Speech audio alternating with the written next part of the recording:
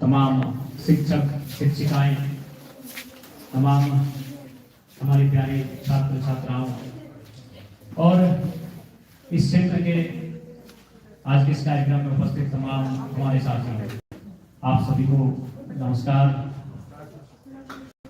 आज पारसनाथ कॉलेज, बिल्कुल पारसनाथ का जिक्र आता है तो किसी भी शख्स के सामने गांव की तस्वीर आती है। वो गांव, उस गांव में खेती के माध्यम से हल चलाकर अपनी जीविका का उपार्जन करने वाले किसानों की तस्वीर सामने आती है और उसी बीच एक तस्वीर आती है उसी किसान परिवार के बहने भाई लोग अपने कंधे पर केवल बस्ता लेकर नहीं, उस परिवार की एक उम्मीद को लेकर इस विद्यालय की दूरी को तय करते हैं। काफी कम उम्र में उनकी आंखों में बहुत लंबे लंबे सपने होते हैं और उस सपनों को पूरा करने के लिए वह एक रास्ता ढूंढते हैं। वो रास्ता आपके शिक्षक होते हैं।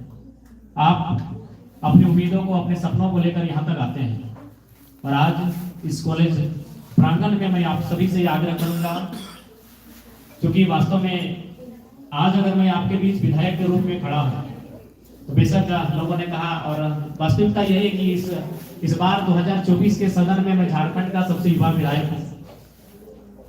लेकिन मैं युवा हूं इसलिए विधायक नहीं हूं, मैं अच्छा बोलता हूं इसलिए विधायक नहीं हूं, मैं इसलिए विधायक हूं क्योंकि मैंने उस कहावत को पुनः चरितार्थ किया है कि शिक्षा शेरनी का दूध है, जो जितना पिएगा उतना गाढ़ेगा। और पहला झारखंड के इतिहास का भी शायद मैं पहला विधायक हूं जो स्टूडेंट एमएलए। जो लोग भी विधायक बने वो पढ़ाई लिखाई छोड़ने के बाद विधायक बने हैं। और आपको तो मालूम है हमारे सदन में 50 से 30% ऐसे विधायक जो शायद मैट्रिक भी नहीं किए। यानी हम झारखंड के 24 सालों के हिस्ट्री में पहला विधायक है जो स्टूडेंट एमएलए। स्टूडेंट लीडर तो होते हैं, स्टूडेंट लीडर हर कॉलेज में होते हैं, छात्र नेता होते हैं, लेकिन छात्र विधायक हम झारखंड के इतिहास में पहला है, क्योंकि हम अभी करंट स्टूडेंट। ऐसा नहीं कि मेरी पढ़ाई छोटी है। मैंने 2017 में मास्टर पास कंप्लीट किया है और उसी साल मैंने विनोबा भावे से एंट्रेंस टेस्ट दिया था पीएचडी का, उसको मैंने पास किया है और उसी 2018 में मैंने एडमिशन लिया है विनोद बिहारी महतो विश्वविद्यालय धनबाद में। और चूंकि पिछले 2 सालों में काफी आंदोलन रहा तो समय का अभाव रहा और पहला कि हम अभी अपनी पढ़ाई को जारी रखें, क्योंकि मुझे मालूम है कि आज मैं अपनी शिक्षा की बदौलत यहाँ तक आया हूँ। इसलिए आप तमाम मेरे जो छोटे छोटे भाई बहन लोग यहाँ बैठे हैं छात्र छात्रा के रूप में, आपको मेरा यही संदेश होगा। आज जिस जयराम महतो से आप परिचय हो रहे हैं, आज इसके चर्चे दिल्ली से लेकर उत्तर भारत से लेकर नॉर्थ भारत से लेकर कश्मीर तक। चूंकि आज इस विधानसभा के चुनाव में जो हमारे पक्ष में परिणाम आया है, भले विधायक तो हमारी पार्टी से एक जीत कर गया, लेकिन काफी ज्यादा वोट आने के कारण पूरी चर्चे हैं। तो उसका कारण यही कि हम पढ़े लिखे थे, पढ़े लिखे युवाओं को हम लोगों ने आगे किया, तो आज ये परिणाम हम लोगों ने हासिल किया है। तो इसलिए आपसे भी हमारी आग्रह होगी कि आप पढ़ाई लिखाई में कटौती ना करें, क्योंकि इसलिए मैं आपको ये संदेश देना चाहूंगा, क्योंकि मेरा मानना है कि आप कम से कम हमसे तो बेहतर परिवार से आते हैं। क्योंकि बहुत सारे लोग शिकायत करते हैं कि पापा की कमाई नहीं है, माँ के पास 2 पैसे नहीं है, इसलिए हम पढ़ाई पूरी नहीं कर पाते हैं। ये शिकायतें आपको अक्सर आती हैं। तो मैं आपको बताना चाहूंगा कि आप हमसे निर्धन परिवार से शायद नहीं होंगे। इसलिए नहीं होंगे क्योंकि मेरे परिवार में मैंने बहुत करीब से देखा। जब मेरा परिवार है तो मैं करीब से ही देखूंगा। मेरे परिवार में 20 साल ऐसा बीता है जहां कोई पुरुष मुखिया नहीं, यानी उस परिवार में आप कह सकते मर्द। मेरे चाचा थे लेकिन दोनों आंखों से अंधे थे, तो गांव घर को चलाने वाले हो नहीं सकते। यानी मेरे परिवार में मेरे जन्म के बाद से जब तक हम लोग बड़े नहीं हो गए तब तक मेरी माँ ने इस परिवार को संभाला। और अभी किस परिस्थिति में आपको मालूम है, जब मेरा पिताजी का डेथ हुआ था उस समय मेरी उम्र मात्र 2 साल थी। और उससे बड़ा दुख का क्या बात था कि मेरा जो छोटा भाई था वो प्रेग्नेंट में, माँ के कोख में था, उसका जन्म भी नहीं हुआ था जब मेरे पिताजी का डेथ हुआ था। मेरे पिताजी जब डेथ हो गए उसके अक्टूबर में डेथ हुआ था और जनवरी मेरे भाई का जन्म हुआ था, यानी 4 महीना बाद मेरे भाई का जन्म हुआ था। उसी साल पिताजी का डेथ हुआ था अक्टूबर में और मेरे दादाजी का भी डेथ हुआ था शायद जुलाई में। उसी साल में मेरे दादाजी मेरे पिताजी दोनों दुनिया के छोड़ के चले गए। और ट्रेजेडी क्या थी, मेरे से पहले मेरे 2 भाई बहन थे, वो भी काफी कम 1 साल 2 साल के अंदर उनकी भी डेथ हो गई। यानी मेरी माँ जिसने परिवार को संभाला, वो सोच सकते हैं कि किस कंडीशन में होगी। 2 बच्चे, उसका डेथ हो चुका था, उसी साल ससुर जी का डेथ हुआ था, उसी साल वो 28 साल की उम्र में विधवा हो चुकी थी।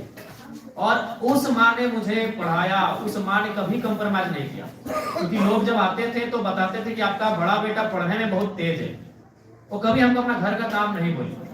जहां तक हो सका हमारे लिए 2 पैसा जुगाड़ करके हमको पढ़ाने के लिए कार्य की। तो मैं आपको ये संदेश इसलिए बता रहा हूँ कि मुझे लगता है कि आप जो लोग यहाँ बैठे हैं, कम से कम आपके माता पिता आपको कहीं ना कहीं जुगाड़ करके व्यवस्था करके देते होंगे। तो इसलिए जब भी मन में आपको ये ख्याल आए कि आर्थिक अभाव में आपको अपनी पढ़ाई छोड़ना पड़े, तो एक बार आपको दुनिया नहीं, कम से कम अपने विधायक को याद कीजिएगा, मैं उस जगह से उठकर आया हूँ जहां से लोग सोच नहीं सकते। तो इसलिए कभी भी आप अपना किसी भी बहाना बना करके पढ़ाई को मत छोड़िएगा। ये पढ़ाई आपकी है जो शायद आपको बहुत सशक्त बनाएगी और आपको एक पहचान दिलाएगी। आज उसका उदाहरण मैं हूँ। इसलिए आपसे, और जहां तक एक विधायक होने के नाते मेरा आपको सहयोग करने की बात है, तो मैंने शुरू में कहा है कि आज कल ही मैं उपायुक्त महोदय से मिला, उससे 2 दिन पहले मैं उपायुक्त महोदय बोकारो से भी मिला, और उनसे मैंने फंडों के बारे में जाना कि कौन से फंड विधायक यूज कर सकते हैं। 3 फंड और 4 फंड के बारे में उन्होंने बताया। तो 4 फंड तो इस्तेमाल होंगे ही होंगे। मैं आज आपको विश्वास दिला के जाता हूँ, एक 5वां फंड होगा जो विधायक को आज के डेट में, कोई भी अगर स्कूल के टीचर है तो उनकी एक सैलरी होती है, कोई अगर पुलिस है तो उनकी सैलरी होती है, तो विधायक की भी सैलरी होती है। मैं वो अपनी सैलरी भी 75% आप लोगों के बीच रख देता हूँ।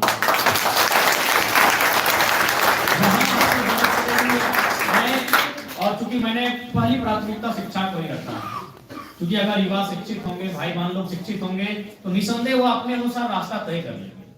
जब उन्हें हम हुनरमंद बना देंगे, जब उन्हें हम अकलमंद बना देंगे, तो अपने प्रतिभा के आधार पर वो कहीं ना कहीं पे रास्ता बना लेंगे। इसलिए आज आपसे, क्योंकि आप एक ऐसे परिवेश में, एक सुंदर वातावरण में पढ़ने के लिए आते हैं, एक शांत वातावरण है, आप अपने आप को, यही आज समय है आपको तपाने का, अपने आप को गलाने का, ये तपस्या का यही समय है, तभी इसका परिणाम आपको भविष्य में दिखेगा। वो कहते हैं ना कि आज जिस उम्र के आप पड़ाव में, उसे हम लोग टीनेजर कहते हैं। टीनेजर का मतलब होता है 13 to 19।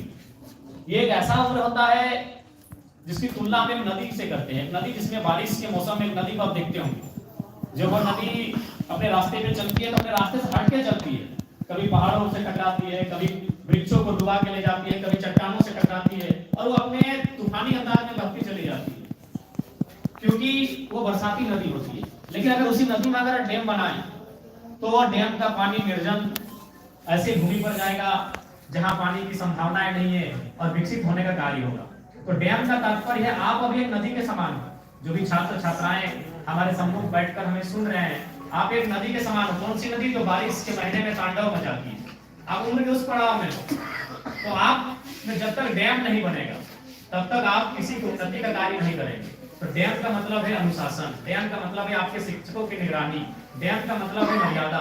जब आप अनुशासन में रह के अपने शिक्षकों के दिशा निर्देश का अनुपालन करके आगे बढ़ेंगे, तो निसंदेह जिस प्रकार वह नदी और डैम का पानी जब से रोककर निर्जन स्थानों में हम लेकर जाकर खेती की बात करेंगे, खेती का काम करेंगे, ठीक उसी प्रकार जब आप अनुशासित होकर आगे बढ़ेंगे, तो निसंदेह आप अपने साथ साथ, अपने गाँव के साथ साथ, अपने समाज के साथ साथ इस क्षेत्र में उन्नति और नाम रोशन करने का काम करेंगे।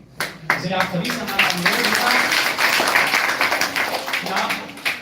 भोजन में कटौती कर लीजिएगा, अपने पहनाव में कटौती कर लीजिएगा, लेकिन अपनी शिक्षा को लेकर कभी कटौती मत कीजिएगा, उसमें कभी कंप्रोमाइज मत कीजिएगा। मैं आपसे यही आग्रह करना चाहता हूँ, आपको मैं यही संदेश देना चाहता हूँ। समय का अभाव है, और चूंकि इसके बाद भी 2-3 कॉलेज में हमारे आज कार्यक्रम है, एक विधायक के नाते जो भी आप हमसे अपेक्षाएं रखेंगे, आप निश्चित रहें, क्योंकि आपने कहा कि हम लोग युवा हैं, तो युवा दौड़ने वाले हैं, भागने वाले हैं, तो अपनी अपेक्षा आपने जो रखा है, उस अपेक्षा से ऊपर उठकर हम आपका सहयोग करेंगे। आज इस कार्यक्रम में उपस्थित तमाम इस कॉलेज परिवार के टीचिंग नॉन टीचिंग, इस कॉलेज परिवार के तमाम स्टूडेंट्स, तमाम इस कॉलेज के अभिभावक जो आज सुनने के लिए आए हैं, उनके अलावा उपस्थित जो भी इस क्षेत्र के लोग हैं, उन सभी को हमारा यही संदेश रहेगा कि डुमरी एक ऐसा क्षेत्र है जो सुदूर ग्रामीण क्षेत्र है, जहाँ के लोग कृषि से अपना जीवन यापन करते हैं। अतः आज इस क्षेत्र में एक बेहतर एजुकेशन हब के रूप में हम लोग तब्दील करते हैं, ताकि यहाँ के बच्चों को हजारीबाग और इधर धनबाद नहीं, डुमरी में ही उसी तर्ज की शिक्षा प्राप्त हो। हम ये प्रयास आपके उज्जवल भविष्य की बहुत बहुत शुभकामनाएं। आपका भविष्य बहुत बेहतर हो, उसके लिए आज आपको संकल्प लेकर उस दिशा में बढ़ने की आवश्यकता है।